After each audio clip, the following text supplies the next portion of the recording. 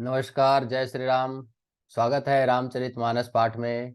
और आज हम पढ़ने वाले हैं पृष्ठ क्रमांक 676 से लेकर 679 तक। अभी तक हमने 675 पृष्ठ तक पढ़ा है और 675 पृष्ठ के बाद आज जो पढ़ेंगे वह अरण्य कांड की समाप्ति हो जाएगी। इसलिए आज हम सिर्फ 4 पृष्ठ पढ़ेंगे और अरण्य कांड की समाप्ति करेंगे।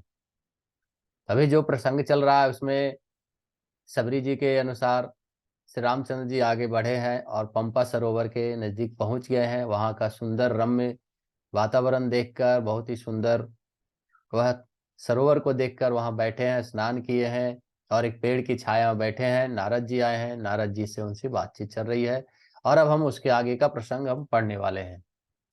आइए शुरू करते हैं। मंगल भवन अमंगल हारी, द्रबहु सुदशरथ अजर बिहारी। राम सिया राम जय जय राम। राम सिया राम जय जय राम। श्याम रामचंद्र की जय, पवन सुत हनुमान की जय, सीता माता की जय, भ्राता लक्ष्मण की जय। अब हम पढ़ेंगे पृष्ठ क्रमांक 676 से। प्रौढ़ भये तेहि सुत पर माता, प्रीति करई नहीं पाछिली बाता। मोर प्रौढ़ तनय सम ज्ञानी, बालक सुत सम दास अमानी। सयाना हो जाने पर पुत्र माता प्रेम तो करती है, पुत्र पर माता प्रेम तो करती है, परंतु पिछली बात नहीं रहती, अर्थात मातृप्रायण शिशु की तरह फिर उसको बचाने की चिंता नहीं करती, क्योंकि वह माता पर निर्भर न रहकर अपनी रक्षा अपने आप करने लगता है। ज्ञानी मेरे प्रौढ़ सयाने पुत्र के समान है और तुम्हारे जैसा अपने बल का मान न करने वाला सेवक मेरे शिशु पुत्र के समान है। जनहि मोर बल निज पल ताहि, दुह कह काम क्रोध रिपुआही। यह विचारि पंडित मोहि भजहि, पायहु ज्ञान भगति नहीं तजहि। मेरे सेवक को केवल मेरा ही बल रहता है और उसे ज्ञानी को अपना बल होता है, पर काम क्रोध रूपी शत्रु तो दोनों के लिए हैं। भक्त के शत्रुओं को मारने की जिम्मेवारी मुझ पर रहती है, क्योंकि वह मेरे परायण होकर मेरा ही बल मानता है। परंतु अपने बल को मानने वाले ज्ञानी के शत्रुओं का नाश करने की जिम्मेवारी मुझ पर नहीं है। ऐसा विचार कर पंडित जन, बुद्धिमान लोग मुझको ही भजते हैं। वे ज्ञान प्राप्त होने पर भी भक्ति को नहीं छोड़ते। दोहा। काम क्रोध लोभादि मद, प्रबल मोह कै धारी। तीन महति दारुण, दुखद माया रूप नारी। सियावर रामचंद्र की जय। काम क्रोध लोभ और मद आदि मोह अज्ञान की प्रबल सेना है। इनमें माया रूपनी, माया की साक्षात मूर्ति स्त्री तो अत्यंत दारुण दुख देने वाली है। सुनु मुनि कह पुराण श्रुति संता, मोह विपिन कहु नारी बसंता। जप तप नेम जराश्रय झारी, होई ग्रीसम सो सही सब नारी। हे मुनि सुनो, पुराण वेद और संत कहते हैं कि मोह रूपी वन को विकसित करने के लिए स्त्री बसंत ऋतु के समान है। जप तप नियम रूपी संपूर्ण जल के स्थानों को स्त्री ग्रीष्म रूप होकर सर्वथा सोख लेती है। काम क्रोध मद मत्सर भेका, इनहि हरस पद बरसाए का। दुर्वासना कुमुद समुदायी, तिन कह सरद सदा सुखदाई। काम क्रोध मद और मत्सर डाह आदि मेढक हैं। इनको वर्षा ऋतु होकर हर्ष प्रदान करने वाली एकमात्र यही है। बुरी वासनाएं कुमुदों के समूह हैं, उनको सदैव सुख देने वाला वह शरद ऋतु है। धर्म सकल सरसी रुह वृंदा, होई हिम तिन्हि दई सुख मंदा। पुनि ममता जबास बहुताई, पलु है नारी शिशिर ऋतु पाई। समस्त धर्म कमलों के झुंड है, यह नीच विष जन सुख देने वाली स्त्री हिम ऋतु होकर उन्हें जला डालती है। फिर ममता रूपी जवास का समूह स्त्री रूपी शिशिर ऋतु को पाकर हरा भरा हो जाता है। पाप उलुकनी कर सुखकारी, नारी निबिड़ रजनी अंधियारी। बुद्धि बलशील सत्य सब मीना, बनसी समय त्रिय कहि प्रवीणा। पाप रूपी उल्लुओं के समूह के लिए यह स्त्री सुख देने वाली और घोर अंधकारमयी रात्रि है। बुद्धि, बल, शील और सत्य ये सब मछलियां हैं और उनको फंसाकर नष्ट करने के लिए स्त्री बंसी के समान है। चतुर पुरुष ऐसा कहते हैं। दोहा। अवगुण मूल सूल प्रद, प्रमदा सब सुख खानी। ताते किन्न निवारण मुनि, मैं यह जिय जानी। सियावर रामचंद्र की जय। युवती स्त्री अवगुणों की मूल, पीड़ा देने वाली और सब दुखों की खान है। इसलिए हे मुनि, मैंने जी में ऐसा जानकर तुमको विवाह करने से रोका था।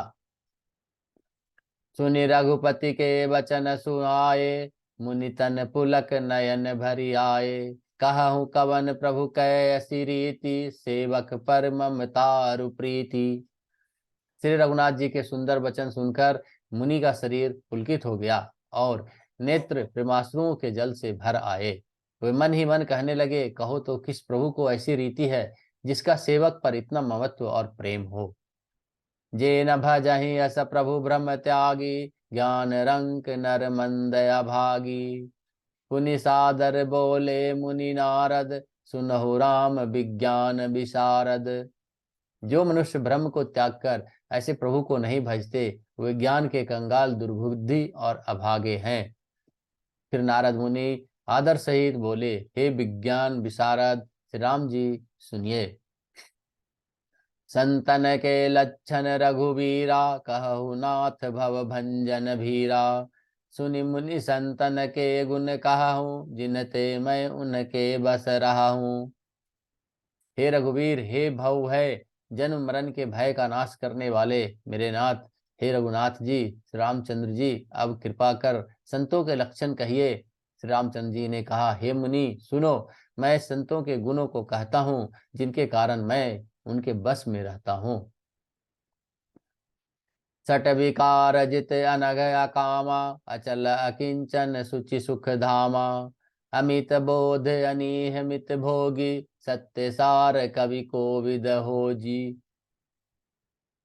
वे संत काम, क्रोध, लोभ, मोह, मद और मत्सर, इन 6 विकारों को, इन 6 दोषों को जीते हुए पाप रहित, कामना रहित, निश्चल यानी स्थिर बुद्धि, अकिंचन यानी सर्व त्यागी, बाहर भीतर से पवित्र, सुख के धाम, असीम ज्ञानवान, इच्छा रहित, मिताहारी, सत्यनिष्ठ, कवि, विद्वान और योगी।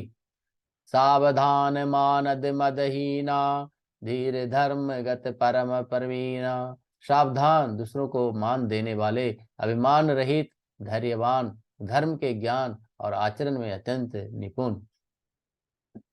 दोहा। गुनागार संसार दुख, रहित विगत संदेह। तजि मम चरण सरोज प्रिय, तिन कहु देह नगे। श्यावर रामचंद्र की जय।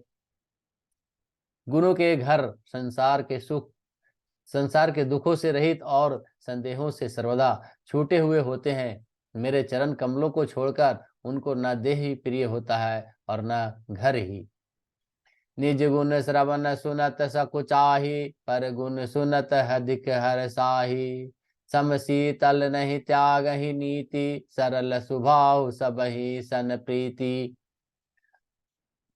कानों से अपने गुण सुनने में सकुचाते हैं, दूसरे के गुण सुनने में विशेष हर्षित होते हैं। सम और शीतल हैं, न्याय का कभी त्याग नहीं करते, सरल स्वभाव होते हैं और सभी से प्रेम रखते हैं। जप तब व्रत दम संयम नेमा, गुरु गोविंद विप्र पद प्रेमा। श्रद्धा क्षमा मैत्री दाया, मुदिता मम पद अति प्रीति अमाया। वे जप तप व्रत दम संयम और नियम से रत रहते हैं और गुरु गोविंद तथा ब्राह्मणों के चरणों में प्रेम रखते हैं। इससे उनमें श्रद्धा, क्षमा, मैत्री, दया, सुदिता, प्रसन्नता और मेरे चरणों में निष्कपट प्रेम होता है। विरति विवेक विनय विज्ञान, बोध जथारथ वेद पुराना। दंभ मान मद करहि न काहू, भूलि न देहि कुमारग पाऊ। तथा वैराग्य, विवेक, विनय, विज्ञान, परमात्मा के तत्व का ज्ञान और वेद पुराण का यथार्थ ज्ञान रहता है, वे दंभ, अभिमान और मद कभी नहीं करते और वह भूलकर भी कुमार्ग पर पैर नहीं रखते हैं। गावहि सुनहि सदा मम लीला, हेतु रहित परहित रस लीला। मुनि सुनु साधुन के गुण जेते, कही न सकहि सादर श्रुति तेते। सदा मेरी लीलाओं के सदा मेरी लीलाओं को गाते हैं, सुनते हैं और बिना ही कारण दूसरों को हित में लगे रहने वाले होते हैं। हे मुनि सुनो, संतों के जितने गुण हैं उनको सरस्वती और वेद भी कह नहीं सकते। छंद। कही सक न सारद शेष नारद, सुन पद पंकज गहे। अस दीन बंधु कृपाल अपने, भगत गुण निज मुख कहे। सिरुनाई बारहि बार चरणनीन, ब्रह्मपुर नारद गए। ते धन्य तुलसी दास आस, बिहाई जे हरि रंग गए। श्याम रामचंद्र की जय। शेष और शारदा भी कभी नहीं कह सकते। यह सुनते ही नारद जी ने राम जी के चरण कमल पकड़ लिए। दीनबंधु कृपाल श्री रामचंद्र जी ने, प्रभु ने इस प्रकार अपने श्रीमुख से अपने भक्तों के गुण कहे। भगवान के चरणों में बार बार सिर नवाकर नारद जी ब्रह्मलोक को चले गए। तुलसीदास जी कहते हैं कि वे पुरुष धन्य हैं जो सब आशा छोड़कर केवल श्री हरि के रंग में रंग गए हैं। दोहा। रावनारि जसु पावन, गावहि सुनहि जे लोग। राम भगत दृढ़ पावहि, बिनु विराग जप लोग। सियावर रामचंद्र की जय। जो लोग रावण के शत्रु राम जी का पवित्र यश गाएंगे और सुनेंगे, वे वैराग्य, जप और योग के बिना ही रामचंद्र जी की दृढ़ भक्ति पाएंगे। दीप शिखा सम सुबति जन, मन जनि होसि पतंग। भजहि राम तज काम मद, करहि सदा सतसंग। सियावर रामचंद्र की जय। युवती स्त्रियों का शरीर दीपक के लौ के समान है। हे मन, तू स्फटिंगा न बन, काम और मद को छोड़कर श्री रामचंद्र जी के भजन कर और सदा सत्संग कर। आज मास परायण 22वां विश्राम हो गया और इस तरह से आज अरण्य कांड की समाप्ति हो रही है।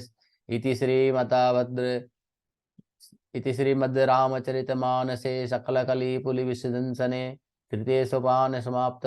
श्याम रामचंद्र की जय।